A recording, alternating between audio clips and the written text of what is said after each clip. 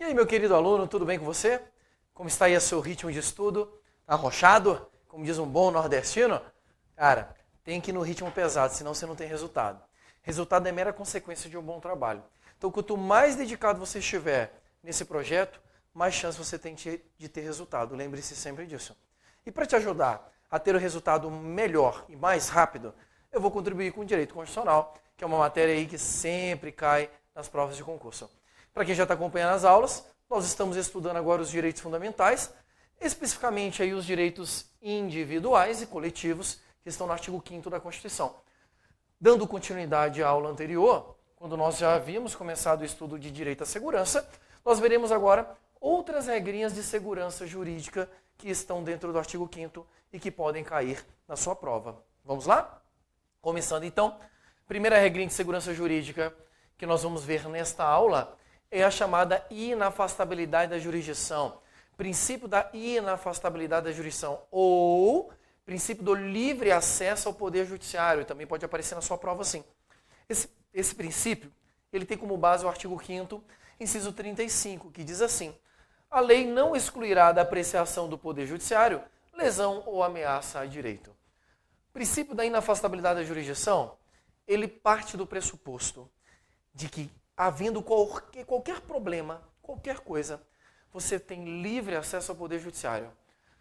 Você quiser, a qualquer momento, bater na porta do Poder Judiciário e apresentar a sua questão, você pode. Isso é o princípio da inafastabilidade da jurisdição. O Poder Judiciário jamais pode se afastar de te ouvir.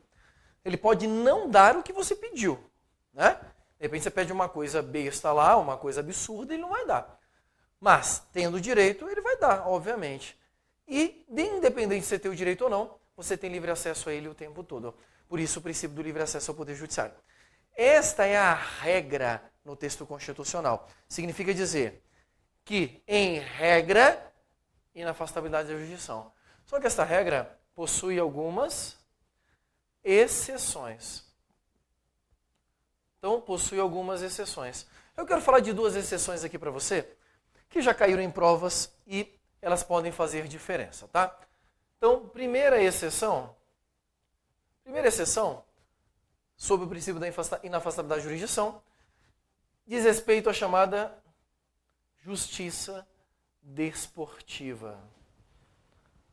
Justiça desportiva. Querido, justiça desportiva. O artigo 217 da Constituição Federal diz que, para você ingressar com uma demanda na justiça desportiva, obrigatoriamente você tem que esgotar as vias do Poder Judiciário. Então, quando a Constituição diz que a lei não excluirá da apreciação do Poder Judiciário lesão ou ameaça de direito, que ela cria esse canal direto com o Poder Judiciário, a Constituição também vai dizer que se for para ingressar na justiça desportiva, não dá para você ir direto para o Poder Judiciário com uma questão de esporte. O problema é o evento esporte. Primeiro, esgota-se a justiça desportiva, para depois ingressar no Poder Judiciário. Então, essa seria a primeira exceção, onde você não tem livre acesso ao Poder Judiciário como primeiro plano. Você pode ir depois. Primeiro, esgota a justiça desportiva, beleza? Uma segunda exceçãozinha que pode também já cair na sua prova. Em relação ao habeas data. Habeas data. Habeas data é um tema que nós vamos trabalhar ainda, ele é um remédio constitucional, super importante, que costuma ser trabalhado em prova. E o habeas data, ele é utilizado como remédio para proteger a chamada liberdade de informação. E aí a lei de habeas data vai exigir que para você ingressar com habeas data no Poder Judiciário, antes você tem que comprovar a chamada negativa administrativa. Ou seja, você tem que pedir informação administrativamente. Se ela lhe for negada ou houver excesso de prazo, ou seja, sem resposta, aí que você pode ingressar no Poder Judiciário.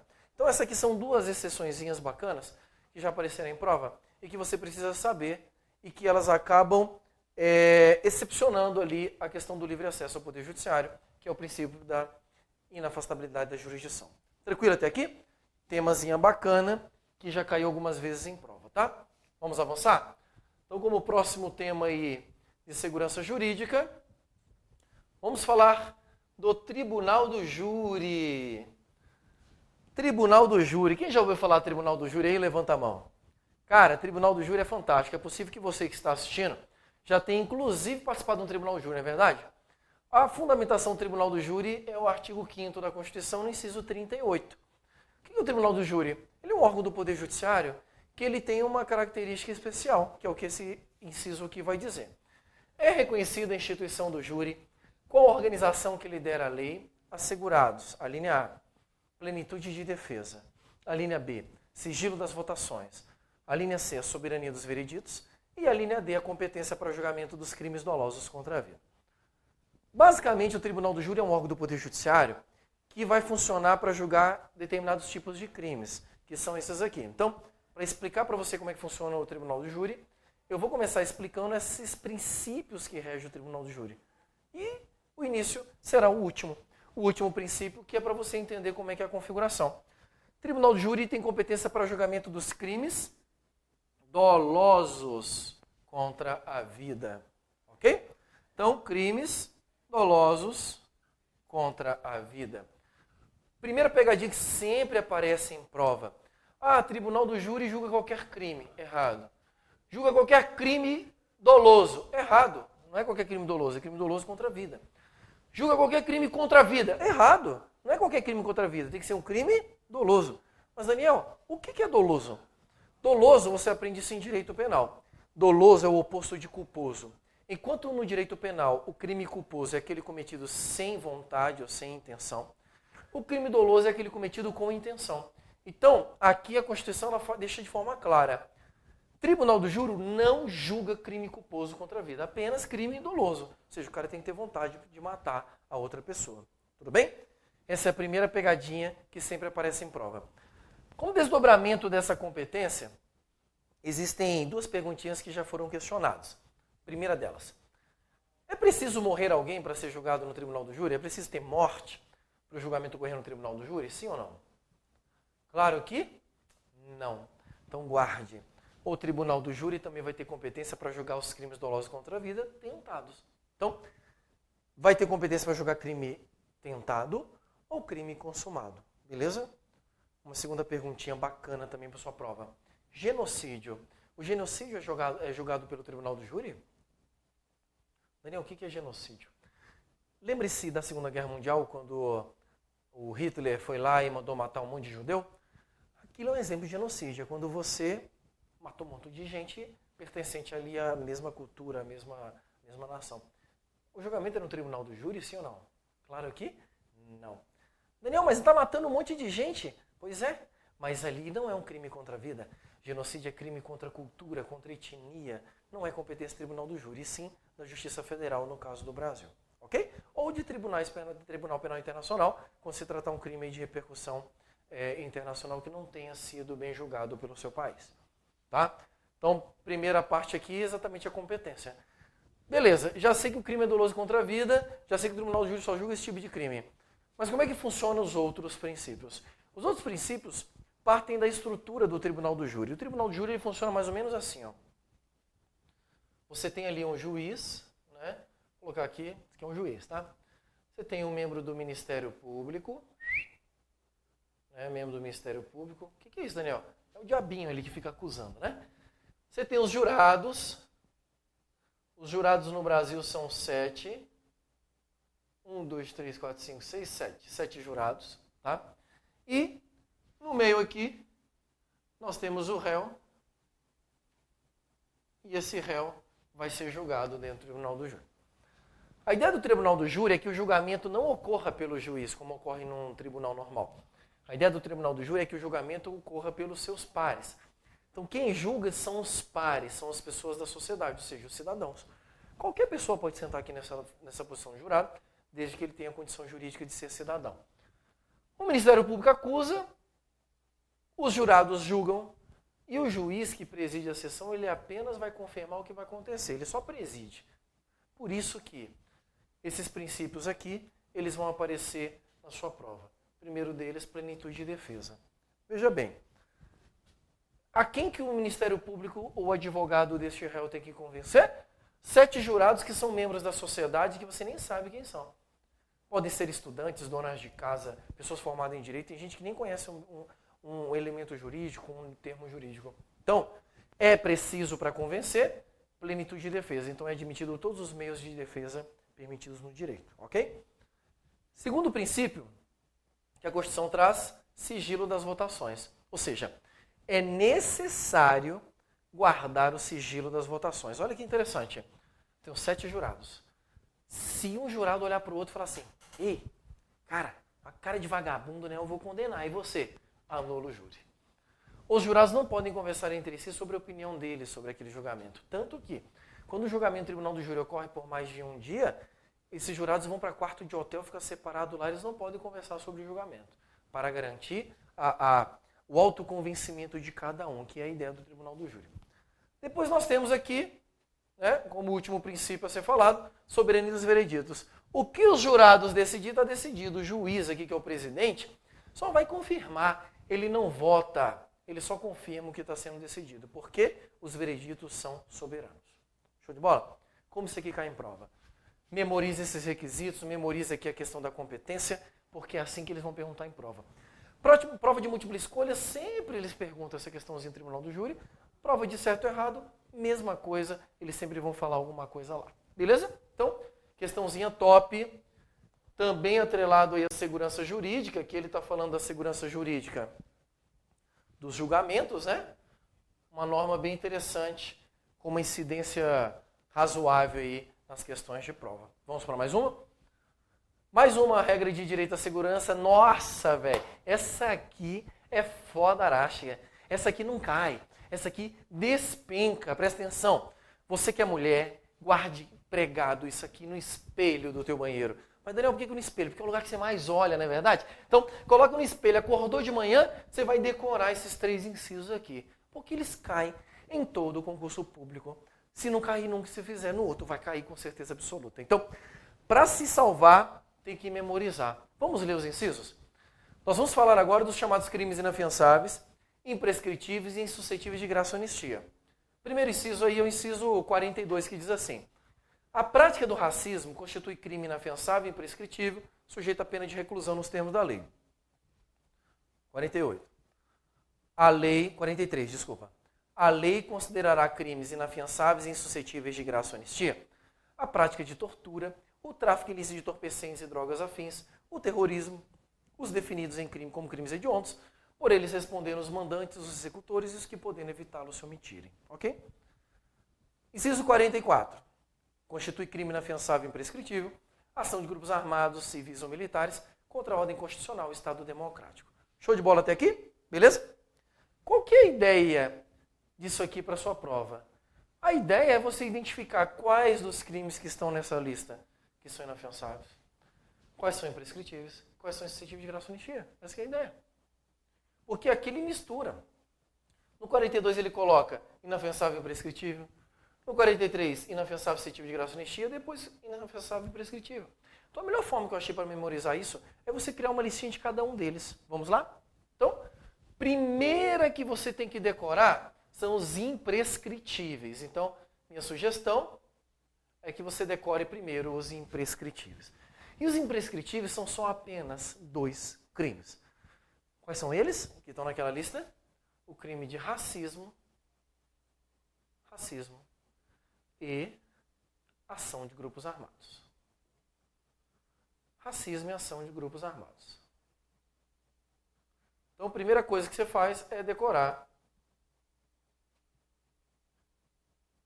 A primeira coisa que você faz é decorar essa lista aqui, tá? Dos crimes imprescritíveis. Racismo e ação de grupos armados.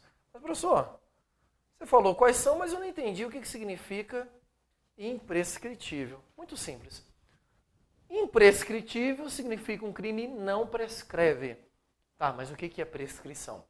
A prescrição é um instituto jurídico que opera como se fosse uma punição. É uma punição que gera a perda do direito. Ou seja, se o camarada ele não cumpriu o direito dentro daquele prazo que ele tem, ele perde ele. Quando a gente fala de crime, nós estamos falando do direito que o Estado tem de punir. Então, falar que um crime é imprescritível é dizer que o Estado não tem prazo para punir. Ele pode punir quando ele quiser. Então, se porventura você não passar no concurso e resolver entrar na vida de bandidagem, não cometa crime imprescritível, porque o Estado vai poder te perseguir a vida toda para te punir, porque esses crimes nunca acabam o prazo do Estado para te punir. Beleza? Segunda lista que você vai decorar são os insuscetíveis de graça ou anistia. Então, insuscetíveis de graça e anistia. O que significa insuscetível de graça ou anistia, Daniel? Graça e anistia são formas de perdão do Estado. Graça e anistia, o cara cometeu um crime, o Estado vai lá e perdoa. Existem diferenças jurídicas entre eles que não cabe nesta aula falar. Mas, em linhas gerais, seria mais ou menos assim. A graça ela é concedida pelo presidente por meio de decreto. A anistia, Congresso Nacional por meio de lei. Então, essa é uma diferença básica entre os dois, mas o fim é praticamente semelhante, porque ele vai trazer um perdão do Estado para aquele crime. O que a Constituição falou? Que alguns crimes são insuscetíveis de graça ou anistia. E quais são eles? Ela falou os 3 T's. Eu sempre gosto de falar os 3 T's para ficar fácil para você memorizar, tá? Então, os 3 T's. Quais são os 3 T's? Tráfico de drogas. Tráfico de drogas. Tortura. Terrorismo. E a lista de crimes hediondos. Cuidado com isso aqui em prova, porque muita gente erra isso aqui quando é perguntado, tá? Tráfico, terrorismo e tortura não são crimes hediondos, mas eles são considerados crimes equiparados a crimes hediondos. Pelo menos é o que diz a Lei 8.072, que é a Lei de Crimes Hediondos. Os crimes hediondos é outra lista que está dentro da lei. Numa prova de constitucional você não precisa saber quais são. Mas se você estiver estudando para o concurso de área policial, que tem legislação penal especial, e você estudar a lei de crimes hediondos, aí você vai ter que saber, porque ele pode cruzar essa informação. Ok? Esses crimes aqui são insuscetíveis de graça ou anistia. Ou seja, insuscetíveis de perdão do Estado. Um cuidado especial, principalmente por causa da lei de crimes hediondos. A Lei 8.072, ela inova isso aqui. Ela repete essa regra, mas ela acrescenta. Ela fala, é insuscetível de graça e anistia e indulto. Então, se você pegar a Lei 8.072, você perceberá que ela vai se referir a um outro instituto jurídico aqui, tipo ampliando, né? Que é o indulto. A Constituição não fala de indulto, mas a Lei 8.072 fala. A pergunta que cai na tua prova é, aplica 8.072 ou aplica a Constituição? Muitas pessoas naturalmente falariam, a Constituição é superior a 8.072, que a Constituição é a Constituição. Mas o STF não entende dessa forma. O STF entende que indulto é espécie de graça. E por ser espécie de graça, já estaria implicitamente abarcado na previsão constitucional. Então, para o Supremo Tribunal Federal não existe contradição nessas duas regras. Pelo contrário, você tem aqui uma complementação do indulto para dentro de graça. Show de bola? Então seria aplicável também. Obviamente você só vai responder isso em prova se ela trouxer essa questão do indulto. Se não trouxer, se trouxer na tua prova insuscetível de graça e anistia, tá certo, porque é o que está na Constituição. Se trouxer insuscetível de graça, anistia e indulto, tá certo também, porque é entendimento do STF. Ok? Memorizei essa lista. Vou memorizar a lista de crimes inafiançáveis. O que é um crime inafiançável? Crime inafiançável é um crime que você não consegue se livrar dele pagando fiança. Na prática, o STF decidiu que crime inafiançável é crime insuscetível de liberdade provisória. E tanto faz se é com pagamento de fiança ou sem pagamento de fiança. Questãozinha top para sua prova também. Daniel, e quais são os crimes inafiançáveis? Todos estes aqui. Ou seja, você soma todos os que estão aqui, acerta a questão na sua prova. Qualquer combinação que aparecer na tua prova, o crime é imprescritível e inafiançável. Eu tenho que pensar se ele é imprescritível, porque inafiançável vai sempre estar certo. Qualquer questão que falar insuscetível de graça e anistia e inafiançável, eu tenho que me preocupar saber se ele é insuscetível de graça e anistia, porque inafiançável eu já sei que ele é. Porque todo crime imprescritível é inafiançável, todo crime suscetível de graça e anistia é inafiançável. Compreendeu? Agora, crimes imprescritíveis jamais serão insuscetíveis de graça e anistia. Crimes suscetíveis de graça e anistia jamais serão imprescritíveis. Então, a questão da prova começou dizendo: o crime X é insuscetível de graça, anistia e imprescritível. Você nem precisa saber se é ou não. Marque errado. Porque não existe um crime que ao mesmo tempo seja imprescritível e insuscetível de graça, anistia. Ficou claro aqui? Decora cada uma das listas, porque com certeza é assim que você vai acertar essa questão em prova. Tudo bem? Entendidas essas listas, eu quero voltar no texto constitucional com você, porque eu quero explicar para você uns outros detalhes que estão aqui na Constituição e que são bacanas para serem trabalhados na sua prova. Então, olha só isso aqui. Primeiro, um detalhezinho que sempre cai em prova, que está no inciso 42. Ele fala: a prática de racismo constitui crime inafiançável e imprescritível, sujeito a pena de reclusão, nos termos da lei. Principalmente que fizer prova da VUNESP. Cara, sempre cai nas provas da VUNESP. Eles trocam reclusão por detenção. Então fica ligado isso aqui. Isso aqui é uma pegadinha básica. Mas essa mesma pegadinha você vai encontrar em prova do CESP, da FCC, da FGV, da FUNRIO. Qualquer banca vai utilizar essa pegadinha, porque ela é muito comum. Tá? Não troque detenção por reclusão, porque estaria errado. Ou, quer dizer, reclusão por detenção, porque detenção está errado. Aqui ele determina uma pena de reclusão. Daniel, qual que é a diferença? A diferença básica é no tipo de estabelecimento onde ela vai ser executada. Nada relevante para o constitucional aqui. Tudo bem? Segunda dica que eu te dou é que ele fala aqui, no inciso 43. A lei considerará crime inafiançável e suscetível de graça ou anistia. Está vendo esse início aqui? A lei considerará crime. A lei considerará crime está revelando a natureza desse dispositivo como uma norma de eficácia limitada. Significa dizer que é a lei que vai dizer como que essas condutas serão consideradas crimes. Tanto que todas elas vão ter uma lei específica dizendo como que ocorre. Show de bola? O que as bancas costumam dizer, então, referente a isso? Elas chamam esta determinação da Constituição de mandado de criminalização. Guarde isso. Vou escrever aqui, ó. Esta consideração é um mandado de criminalização. Por que o mandado de criminalização? Criminalização. Porque o que a Constituição faz aqui é mandar a lei criar um crime acerca disso aqui. Questãozinha top de prova que já caiu algumas vezes. Show de bola? E para fechar minhas dicas aqui finais, lembre-se que tortura, tráfico ilícito de entorpecentes, drogas afins e terrorismo e crimes hediondos respondem por este crime os mandantes, os executores e os que podendo evitá-lo se omitirem.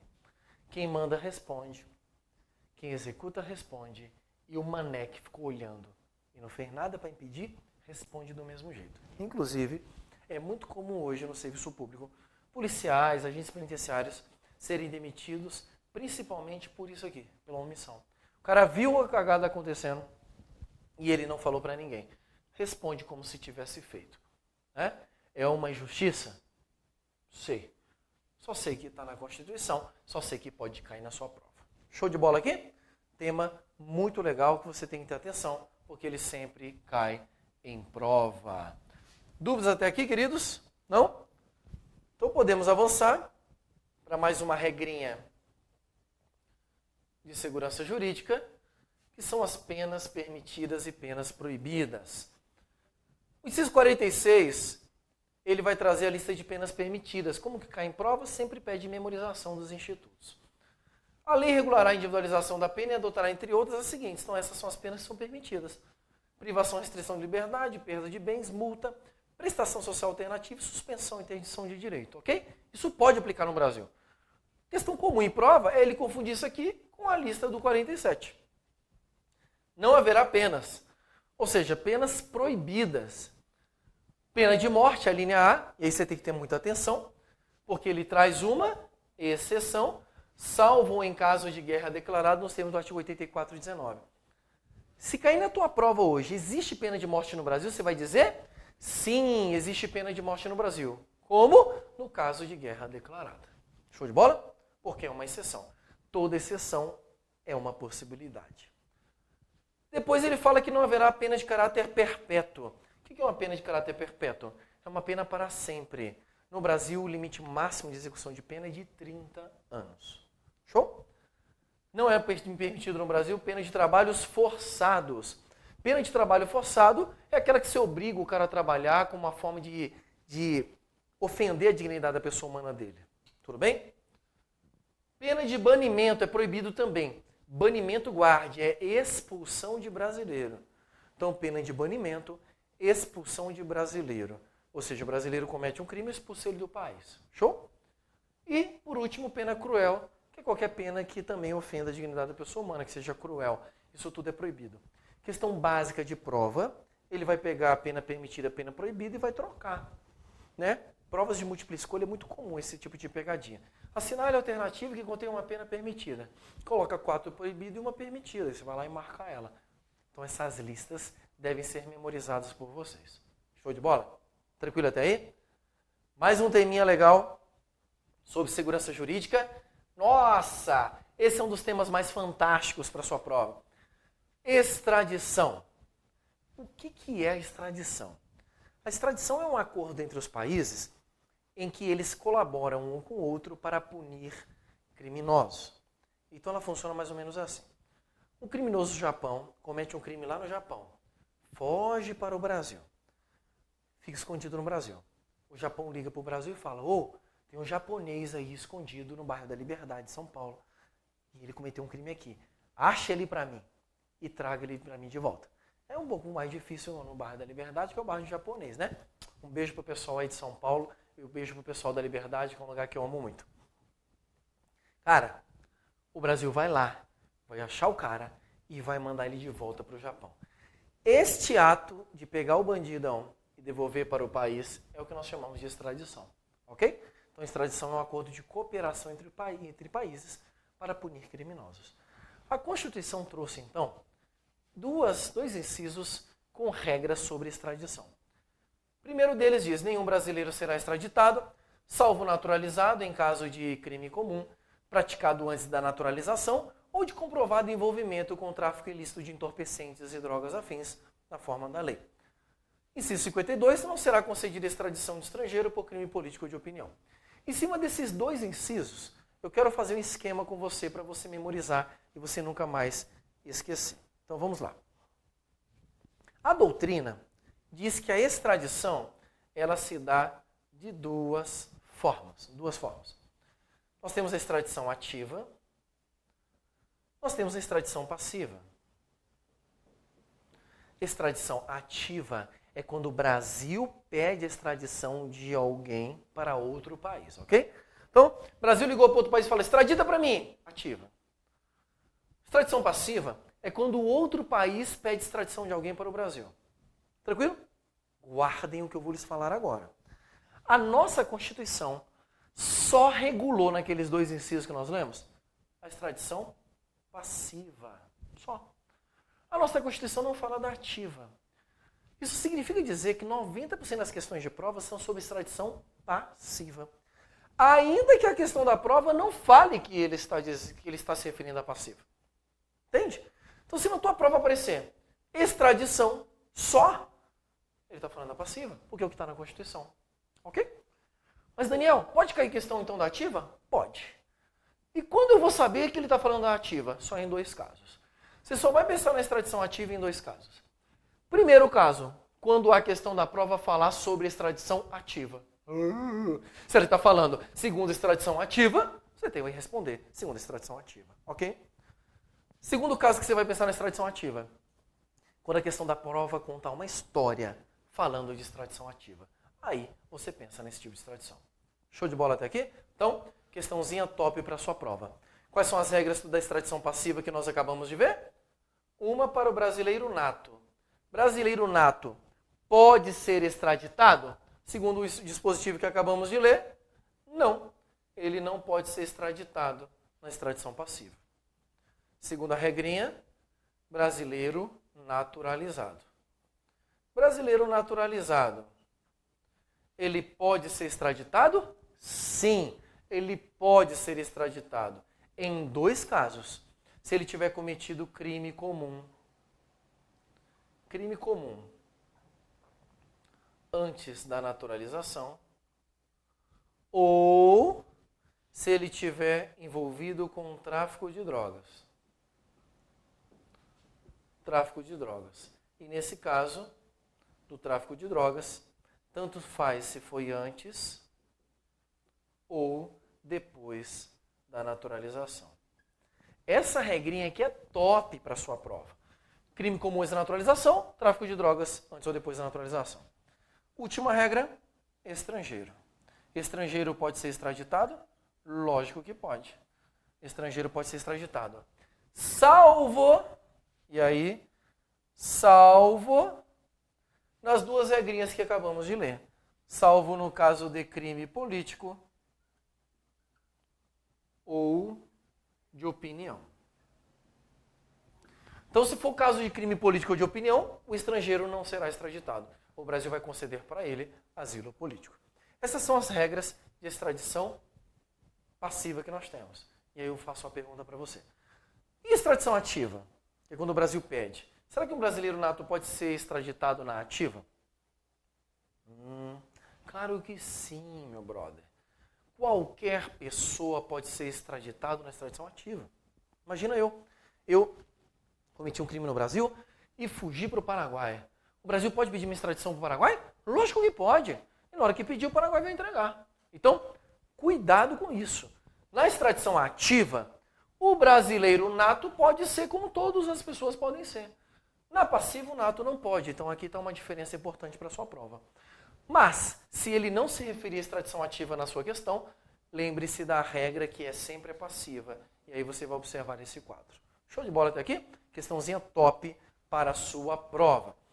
Uma vez olhado esses requisitos, essas regrinhas aqui, rapidamente eu quero falar para você de 4 princípios que regem a extradição no Brasil.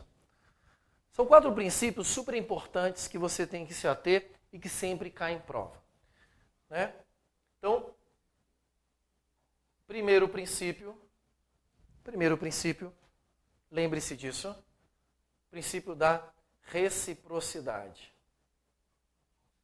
Princípio da reciprocidade. O que diz este princípio da reciprocidade? O Brasil só extradita alguém para um país se este outro país também extraditar para o Brasil. Ou seja, tem que ter acordo de extradição entre os países. Show de bola? Segundo princípio. Princípio da dupla incriminação. Também pode aparecer na sua prova, princípio da dupla tipicidade. Significa dizer que o Brasil só extradita se for crime lá e crime aqui. Então o cara cometeu um comportamento, por exemplo, num país onde a mulher tem que usar o véu. Se ela tirar o véu, ela, no caso, pode ser considerado um ato criminoso. Sei lá, um exemplo assim. Né? Não sei se é, só um exemplo. Se ela foge para o Brasil, ela pode ser extraditada? Não, porque no Brasil tirar o véu não é crime. Então, uma conduta cometida no exterior que não é considerado crime no Brasil, não gera direito à extradição, ok? Mas se lá no exterior o cara cometeu um crime, que aqui é contravenção, será que poderia ser extraditado? Também não. Tem que ter dupla incriminação, tem que ser crime lá e crime aqui para o Brasil extraditar, ok? Terceiro princípio. Terceiro princípio, ele é um princípio muito interessante, porque ele já caiu várias vezes em prova e ele é um detalhe interessante, chamado princípio da especialidade. Preste atenção nele, hein? O princípio da especialidade diz que para o Brasil extraditar, o país só vai poder punir o cara pelo crime que estava no pedido de extradição, obrigatoriamente. Então, o cara não pode pedir extradição por homicídio e punir por roubo. Não. Se ele pediu extradição por homicídio, ele só pode punir por homicídio. Show de bola? E por último, princípio da comutação da pena. Esse também é bem interessante para a sua prova. Comutação da pena. Princípio da comutação da pena ou transformação da pena. Significa que para o Brasil extraditar, o outro país tem que se comprometer a transformar a pena numa pena permitida no Brasil. Então, o cara foi condenado a pena de morte no outro país e no Brasil não é permitida a pena de morte, então vai ter que transformar essa pena de morte numa pena que seria permitida no Brasil. Show de bola? Esse era o tema de extradição. Aqui a gente finaliza as regras de segurança jurídica mais importantes que eu trouxe para você e eu tenho certeza que com elas você fará boas provas. Show de bola? Beijo no coração e até a próxima aula.